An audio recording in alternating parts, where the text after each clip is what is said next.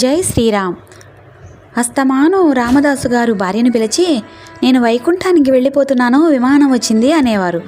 ఇలాగే అంటుంటారు, పెద్దవారు అయిపోయారు కదా అనుకునేది ఆవిడ. ఒకరోజు నిజంగానే వైకుంఠం నుంచి విమానం వచ్చింది. నిన్ను సశరీరంగా రాములవారు తీసుకురమ్మన్నారు అని ఆయన చెయ్యి పట్టుకుని ఎక్కించుకున్నారు. ఆయన భార్యను పిలిచి, ఏమోయ్ విమానం వచ్చింది, వైకుంఠానికి వెళుతున్నాను, ఇద్దరం వెళ్ళిపోదాంరా అన్నారు. ఆవిడంది, ఎప్పుడు ఇలాగే అంటుంటారు, నేను అన్నం వండుతున్నాను, మీరు వెళ్ళి రండి అంది. ఎవరి కర్మ వారిది అని ఆయన ఎక్కారు. అందరూ రామదాసు గారికి జై, రామచంద్రమూర్తికి జై అంటున్నారు. ఆవిడకు అనుమానం వచ్చి బయటకు వచ్చింది.